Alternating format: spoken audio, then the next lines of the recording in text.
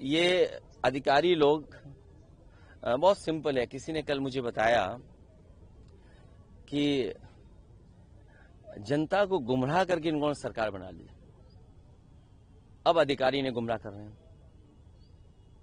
कुछ अधिकारी मुख्यमंत्री जी को छिपाने के लिए, उनसे कमियां छिपाने को, क्योंकि मुख्यमंत्री का व्यवहार वो समझते हैं, वो जानते हैं कि इन्हें जेल भेजना, इस तरह के व्यवहार बहुत पसंद है, तो जनता को गुमराह करके सरकार बना ली। आज अधिकारी गुमराह कर रहे हैं। अधिकारी अपना करप्शन छिपा रहे हैं, अपना भ्रष्टाचार छिपा रहे हैं।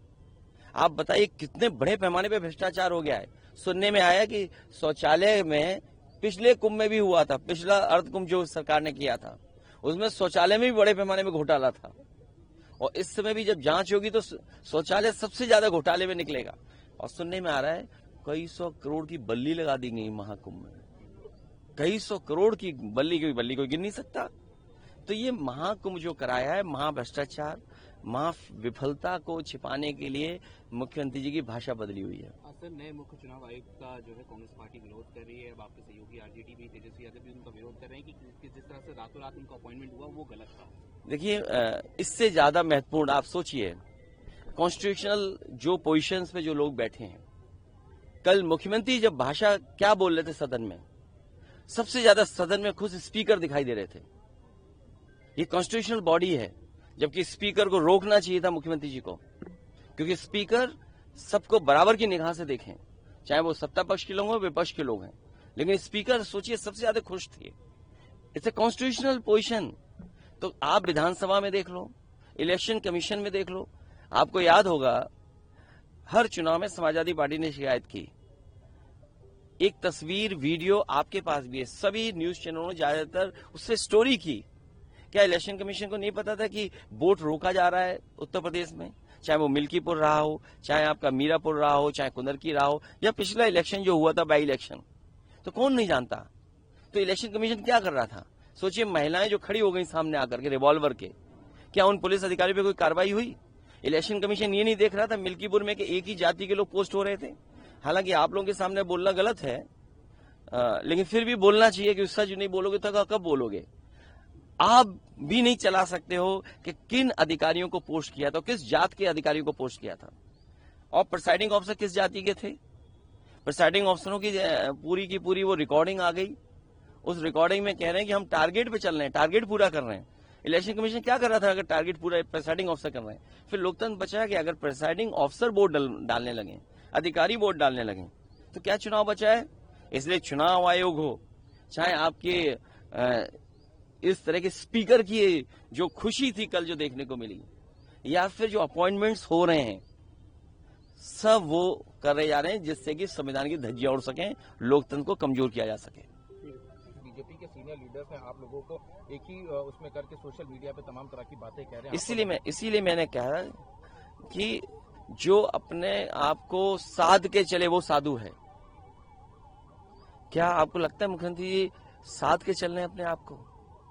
और जहां तक सवाल महाकुंभ का है, महाकुंभ के खिलाफ कोई नहीं है, लेकिन महाकुंभ में आपने निमंत्रण दिया और कहा हमने 100 करोड़ लोगों का इंतजाम किया है, लेकिन भगदड़ कैसे हो गई, ट्रैफिक जाम कैसे हो गए, लोगों को गाड़ियों में गुजारना पड़ा समय, लोगों की जान चली गई, लोग अयोध्या में मर गए, श्रद्धालु आपके बनारस में मर गए, श्रद्धालु आपके बड़े पैमाने पे घर पहुंचने और घर से आने पर मर गए। उनकी मदद कौन करेगा? सरकार क्यों नहीं करती है? और फिर आपने छिपा के क्यों रखा कि आपके वाटर का पेरीमीटर क्या है? आप समझते हो ये बैक्टीरिया कहां से आता है? ये बैक्टीरिया जहां से आता है शायद मुख्यमंत्री जी को पता भी नहीं है। अगर मुख्यमंत्री जी को ये जानकारी होती तो शायद खुद भी स्नान नहीं करते। और अब बात समझ में आई है कि मुख्यमंत्री जी कपड़े पहन करके क्यों स्नान कर रहे थे, क्योंकि उन्हें रिपोर्ट पता होगा पॉल्यूशन बोर्ड की, उन्हें एनजीटी की रिपोर्ट पता होगी कि बैक्टीरिया कितने हैं पानी में, लेकिन मुख्यमंत्री जी को पता होना चाहिए कपड़ों से बैक्टीरिया नहीं रुकता है, कपड़ों से बैक्टीरिया नहीं रुकता है, बैक्टीरिया तो जाएगा ही जाएगा। इसीलिए मैंने मांग की है श्रद्धालु जिनकी जान गई है उनकी मदद सरकार करे, और इस स्नान के बाद जो लोग बीमार हुए हैं उनके पूरे इलाज का इंतजाम भी सरकार करे। सुनने में आ रहा है कि कल्प वासी लोग बड़े पैमाने पर बीमार हो गए बनारस में जाकर के।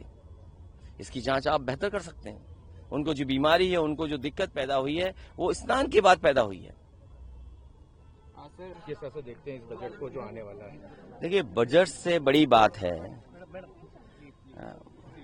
जब आदमी अपना संतुलन बिगड़ जाता है, जिसका जब आदमी का संतुलन बिगड़ता है तो जवान भी बिगड़ जाती है। विधानसभा में मुख्यमंत्री से अपेक्षा रहती है कि शालीनता से, शिष्टाचार से और उनका जो व्यवहार हो वो कम से कम ऐसा हो कि लोगों को इंस्पायर करे, प्रेरणा दे। लेकिन जिस तरह की भाषा का इस्तेमाल हुआ और जिस तरह का भाव दिखाई दिया है, ये भंजन करने वाले लोग हैं। ये भंजन करने वाले लोग हैं, ये वो लोग हैं जो महाकुंभ का महाघपला और जो व्यवस्था खराब हुई उसकी वजह से ऐसी भाषा बोल रहे हैं। मुख्यमंत्री योगी भी हैं, हमारे जितने साधु संत महात्मा हैं सच बोलते हैं।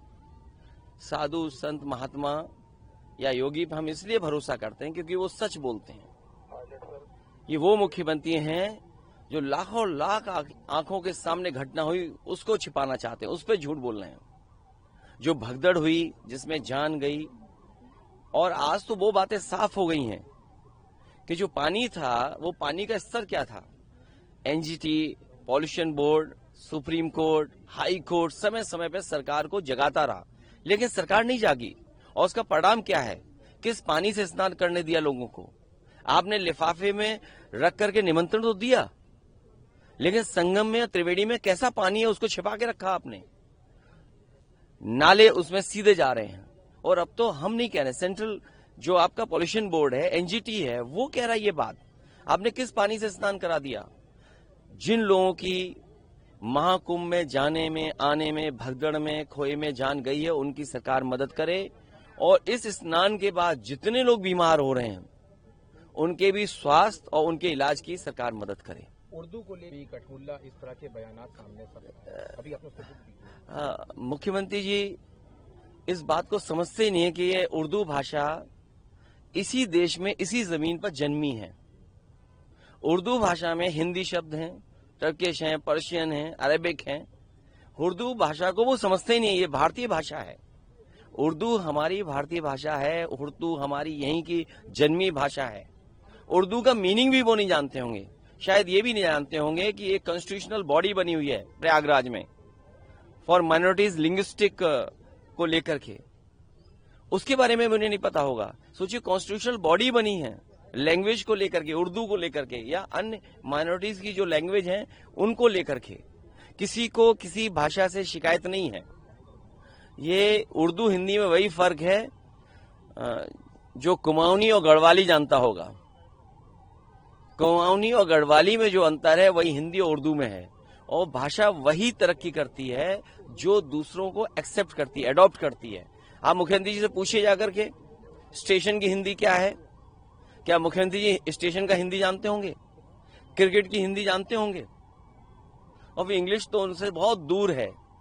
जहां तक सवाल इंग्लिश का है, इंग्लिश का प्रभाव कितना पड़ा है हमारी संस्कृति पर, हमारे व्यापार पे, इसकी आप मतलब तुलना नहीं कर सकते हैं, आकलन नहीं कर सकते हैं। अगर आप व्यापार करना चाहते हैं तो मुख्यमंत्री जी को खड़े हो जाना चाहिए मैकडोनल्ड के बाहर और कहना चाहिए आज से मैकडोनल्ड नहीं बिकेगा, यहाँ पे बर्गर नहीं बिकेगा। मुख्यमंत्री जी को खड़ा होना चाहिए पिज्जा हट पे जाकर के कि आज से पिज्जा हट नहीं बिकेगा। मुख्यमंत्री जी को खड़ा हो जाना चाहिए पेप्सी के आगे कि आज से पेप्सी नहीं बिकेगी। मुख्यमंत्री जी को खड़ा होना चाहिए कोक के आगे, कोक के सामने और प्लांट पे के आगे कि जाकर के आज से नहीं बिकेगा।